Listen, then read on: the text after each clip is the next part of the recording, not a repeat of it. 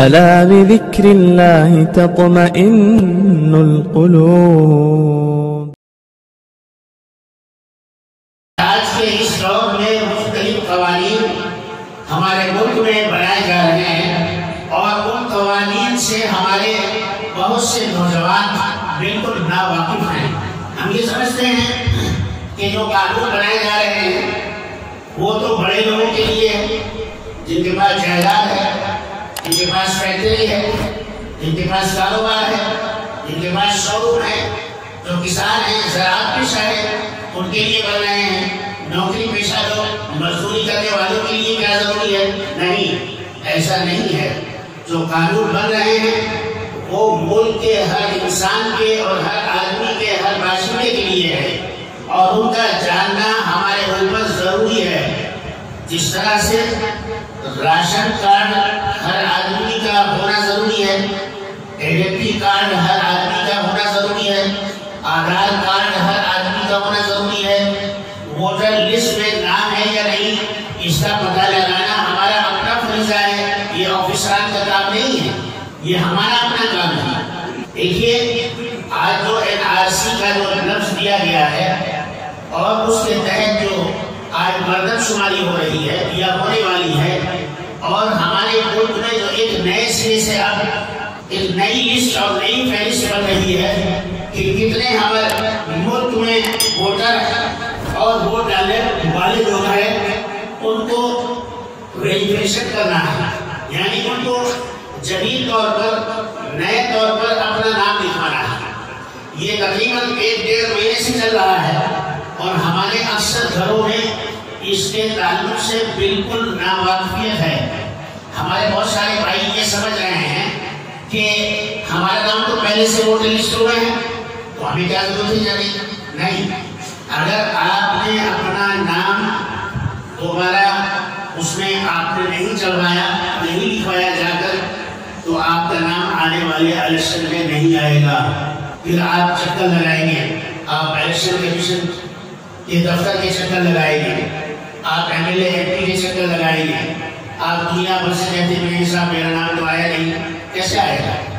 1.5 مہینے سے ہر جگہ پر آواز دی جا رہی ہے لیکن ہمارے بھائی سوئے ہوئے ہیں. وہاں جا کر دیکھو غیر مسلم کتنے جو ہے اپنے ناموں کو لکھوا رہے ہیں. آن لائن ناموں کو اندراج کرانے کا سلسلہ جاری ہے. جن لوگوں کو آن لائن نہیں آتا تو وہ جا کر دفتر خود اپنے ناموں کو لکھوا رہے ہیں. ہمارے یہاں سے بہت سارے طلبہ بچے گئے اور اپنے ناموں کا اندراج کرا کر آئے ہیں. اگر آپ نے، آپ کے گھر والوں نے ایسا نہیں کیا تو یاد رکھیے آنے والے الیکشن میں آپ کا نام کٹ جائے گا. آپ 1000 کوششوں کے بعد کہیں گے کہ صاحب کیا کریں، آپ کو ووٹ ڈالنے کا حق نہیں. یہی تو وہ چال ہے، یہی تو وہ سازش ہے جس سے ہم واقف نہیں ہیں اور ہم جو ہے ہاتھ پر ہاتھ رکھے ہوئے بیٹھے ہیں. یاد رکھیے ووٹر میں نام آنا، ووٹر لسٹ میں نام آنا اور ملک کے رجسٹر میں وہاں جب اندراج کرانا، یہ بھی عبادت ہے. یہ بھی جو ہے عبادت کا درجہ ہے. یہ بھی اپنے مستقبل کے، اپنے فیوچر کی حفاظت ہے. اگر آپ نے اور ہم نے ایسا نہیں کیا تو اسی ملک میں پیدا ہوئے، یہی پلے اور بڑھے، جوان ہوئے، بوڑھے ہوئے اور اسی ملک میں ہم اجنبی ہو جائیں گے. کوئی ہمارا پرسان حال نہیں ہوگا. کب تک اس طرح سے ہم غفلت میں رہیں گے؟ آپ یاد رکھیے یوگوسلاویا، حضرت گوریا میں یہی ہوا تھا. وہاں جب ویریفیکیشن شروع ہوا، جدید ووٹر لسٹ بنی تو لوگ اپنے گھروں میں بیٹھے رہے. انجام کار یہ ہوا کہ وہ لوگ اپنے ملک میں جو ہے بیکار ہو گئے. اب ان کے جو ہے وہ اپنے گھر کے مالک نہیں رہے، اپنی فیکٹری کے مالک نہیں رہے، اپنی دکان کے مالک نہیں رہے، اپنی جائیداد کے مالک نہیں رہے.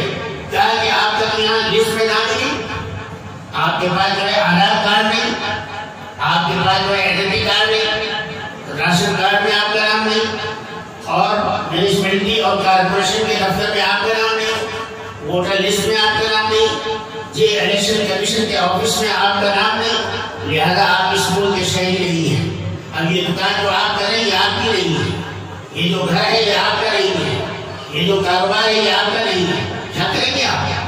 میں یہ عرض کر رہا ہوں کہ ہمیں ہوش میں آنا چاہیے اور اپنے مستقبل کی حفاظت کرنے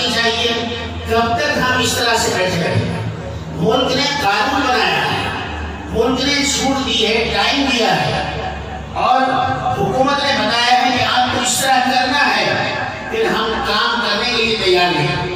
روزانہ آپ دیکھیں غیر مسلموں کو، وہ اپنے آفس سے چھٹی لیتے ہیں، اپنے گھر کے لوگوں کا، اپنے خاندان والوں کا وہاں پر ووٹر لسٹ میں اندراج کراتے ہیں۔ ہم ایک دن کی چھٹی ڈالنے کے لیے تیار نہیں۔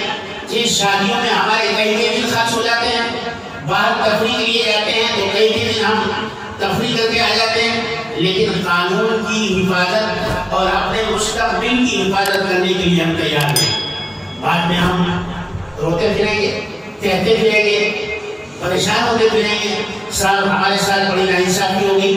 میرے بھائیوں، نہیں، ابھی تقریباً 4-5-6 دن باقی ہیں، آپ آگے بڑھیے، اپنے گھر کا پورا سروے کرا ہے، کتنے لوگ آپ کے یہاں ووٹر ہیں، ووٹ ڈالنے والے ہیں، ان کا نام ہے، اور اگر کوئی بچہ 17 سال کا ہو گیا ہے تو اس کا نام بھی اس میں اندراج کرانا ہے تاکہ اگلے سال اس کا نام بھی ووٹر لسٹ میں آ جائے۔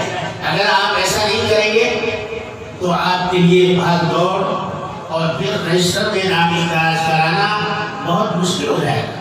چکر کاٹنا ہر آدمی کے بس کی بات نہیں۔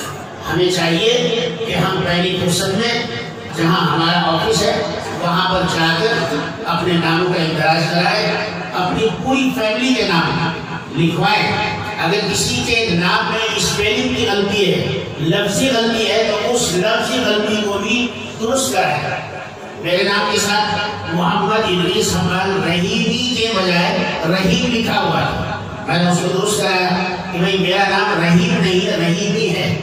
تو اسپیلنگ کی اگر آپ کو غلطی ہے آپ کے اس میں آئیڈینٹی کارڈ میں، آپ کے آدھار کارڈ میں، تو آپ وہاں جائیں اور اچھی طرح سے ان کو لکھ کر دیں اور بتائیں فارم میں کہ دیکھو ہمارا اصلی نام یہ ہے، آپ یہ نام لکھو، تو لکھتے ہیں۔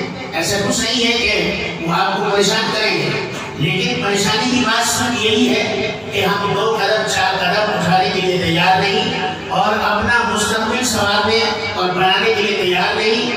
آج جو زندگی گزار رہے ہیں، کل آنے والے وقت میں اس میں کچھ مشکلات پیش آنے والی ہیں۔ ہمیں کرنے کی ضرورت نہیں، ہمارے آباء و اجداد یہی پیدا ہوئے، یہی پلے اور بڑے، یہی اسی خاک اور اسی زمین کے بیول بن گئے، وہ اسی زمین میں سما گئے، یہی آرام کر رہے ہیں۔